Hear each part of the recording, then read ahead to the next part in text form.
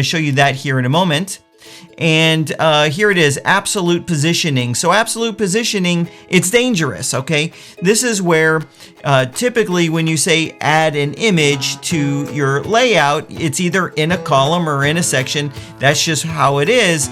And you can only position it to the left, center, or right in that container. But with absolute positioning, you can, as you see right here in the graphic, you can move it anywhere you want on the layout. Now, this is something that you have to be careful with because it doesn't translate well over into responsive web design. So it's not going to look great potentially if you go to a tablet or a mobile device. However, one thing we'll test in this video is if we can change the visibility on that image for mobile devices, and then we would have the flexibility. But you can see from this animated GIF here, they're dragging and dropping that around.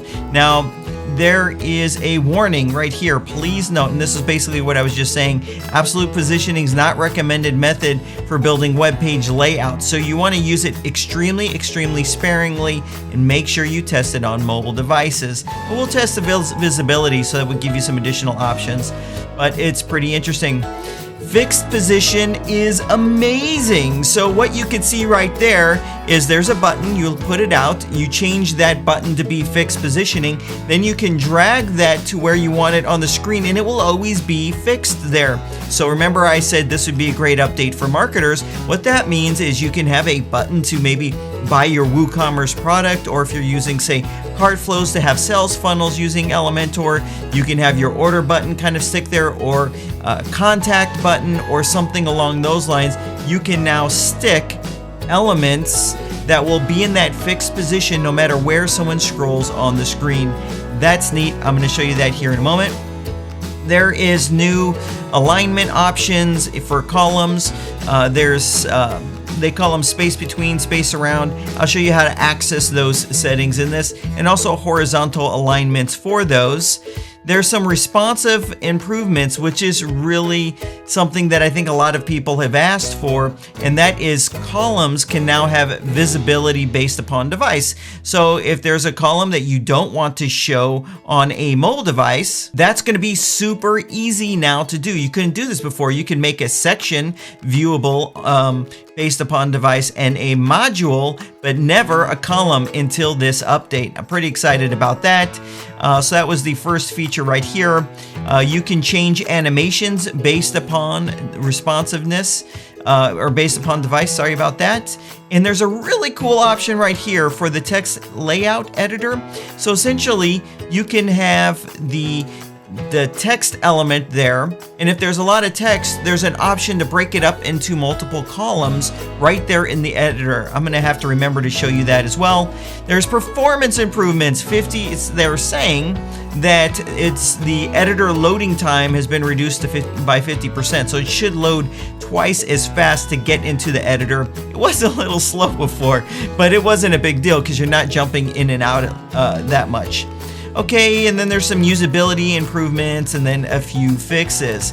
Let's go ahead and jump in. Now this is beta right now and it's 2.5. Remember, if you want to have access to betas, it's super simple.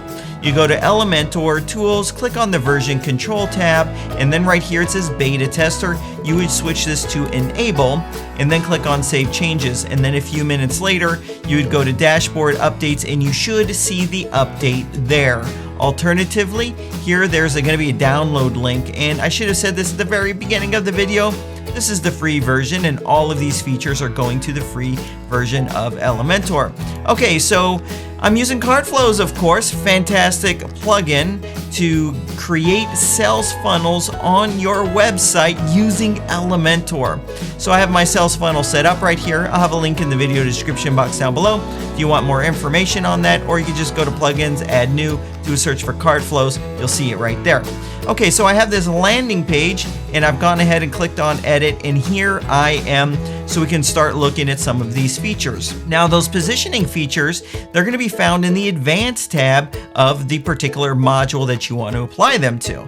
So I'll click here and there's this little ebook graphic right here. If I click on advanced, and then I scroll down, you'll see the option right here that says custom positioning. So if I expand the options right here, we'll see we have width options, and this has responsive settings for it, and position. So right here is inline, so we'll show the inline in a moment, and then there's custom. And then for position, we have absolute, that's where we can drag it or wherever we want on the screen, and we have fixed. So let's see what absolute is like. So we did that, and then I can drag the corner of it and see I'm moving this literally wherever I want. If I wanted it here, if I wanted it here, we're able to drag it wherever we want. And if that's where I want, there it is. This is pretty cool. But now let's see how this looks when we switch to a mobile responsive version. So I'm going to click on responsive, I'll click on mobile, and then we'll scroll down. Let's see where that thing went off to. Actually, based upon this template, I think it's gone. Oh, see, here's the problem.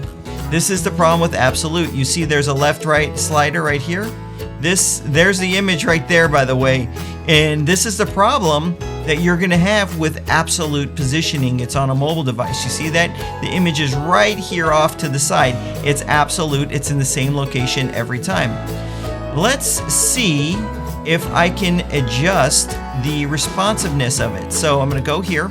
Here's custom positioning. I'm gonna go to responsive, and it's just for this right here. I'm gonna hide that sucker on a mobile device because it's not gonna look good. Let's see if that left-right slider disappeared. I'm gonna go to responsive, I'm gonna go to mobile, and it looks like it's still there.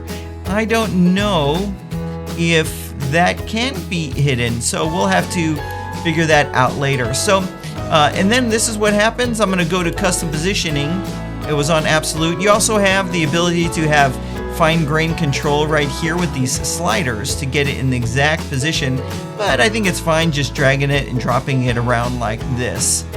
Okay, if you want to turn it off, it should snap back into that same location where it was.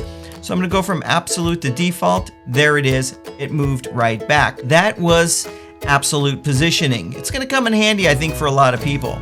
Okay, so here is our button. Okay, and it says edit button. And what I'm going to do is I'm going to make this one fixed. Actually, what I should do is duplicate it just like that. Now I have two buttons. This one right here I'm going to make fixed. So I'm going to go to advanced. I'm in the button settings, custom positioning, change the position to fixed. And then it just jumps it up here because I get to position it wherever I want. It's the same thing where we have these sliders to decide exactly where we want to put it. Okay, but I'm going to put it right here in the bottom right, just like that. So now what happens is when someone scrolls, look at that. It stays fixed. It's fixed positioning. So let me just hide that. There it is. And there it is, just like that. Oops, I probably want to move it over to the side. I think that's just a visual bug. But you see how that's fixed like that. It would be cool if there was an entrance transition, or maybe as they scrolled to a certain point on the page, it would appear. I'm sure you can do some custom stuff to do that. I think it's a really cool feature. Okay, so now I'm going to remove fix, put it back to default, and it places it right there. So that is how you do the fixed positioning. Now let's see what the inline is, and that's an example where I said you could put buttons on side by side if you want. Right now to do it, it's pretty wonky, or you could use a third-party add-on package to accomplish it, but you're not going to need to do that anymore. You can do it now with the free version of Elementor. So what I need to do is I want these two side by side, so I'm going to go into the first one, and it's where it says width. I'm going to change it to inline auto. Okay. Now this button right here, I'm going to do the same thing. I'm going to go there, and I'm going to do inline auto, and there you have it. Now I have side-by-side buttons. This is really good. You'd probably want some contrast of the colors like that. Let's see, let's do something. There we go. You'd probably want some contrast of the colors, and there's also some other settings I haven't played around with. So we've got our alignment options here, and you probably would want a little bit of spacing in between the two to just make it look right. However, you just couldn't do this before, and it works with more than just this. If I wanted to go ahead and put a headline in, you probably wouldn't want this. Or actually, here, let's go ahead and put an icon. So here's my icon. Looks like I accidentally put it in between. let me put that icon into the same inline. Here it is, inline. There it is. Now I have 3 elements in line just like that. This is amazing stuff right here. It's going to open up so much design flexibility that you just did not have before. So that is the inline.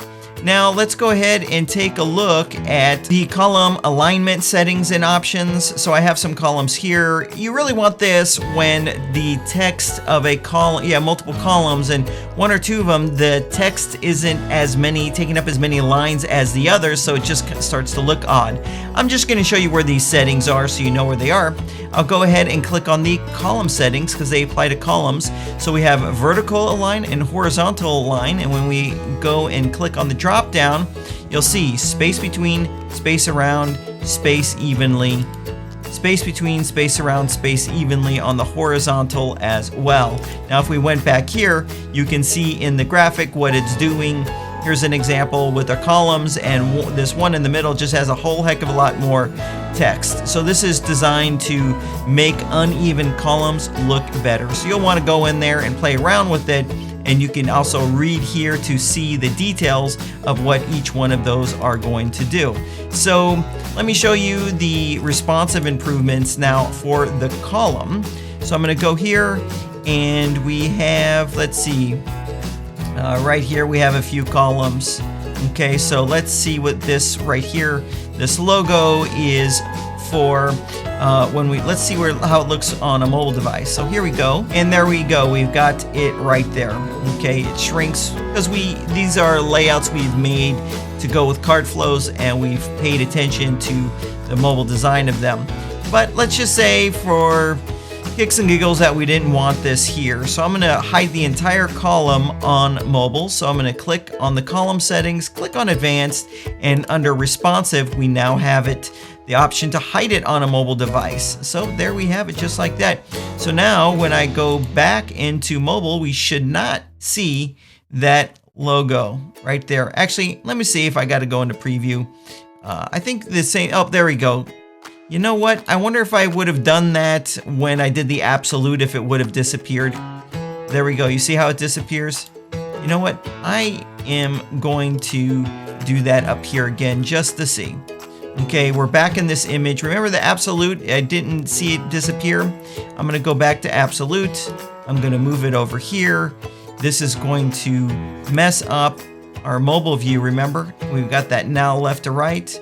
Let me get back out of there. And this is good. You get to see me making mistakes. Okay, so I'm going to go back. I'm going to go to responsive, hide on mobile. It's enabled. Let's see if I go here, if it disappears. Oh, so it does disappear. Okay, so remember I was saying how if you're using absolute on an image, you might want to make it not appear on mobile. Well, there it is. Just make it not appear on mobile. You can have fun with the absolute positioning for desktop. Just hide it on tablet, hide it on mobile. You are set and good to go. Okay, so let's turn that off, and let's turn the custom position, or the position back to default so it's back there. All right, we're getting through a lot in this video. Okay, so now let's see what else we have. The columns per device, entrance animations. Nope. I want to show you this I think it's really cool. This text editor now. So let's go to an area where there's a lot of text. So I'm going to go right here, and let's see, is this the text editor? Yes, there it is. So we have all this text right here. Well, check this out. You can click on the text editor, click on style, and now we have it say columns. By default, it'll just all be one big block of text. But say you wanted it to be 2. Change that to 2, and you see, now we have it to be 2. If you wanted it to be 3, it would break it up into 3 columns of text. Okay, I think this is some padding that we must have set in this template, why it's not in line with the other ones. Go back to 1. There you have it. That is a really cool feature, and that pretty much wraps up the new features that you're getting.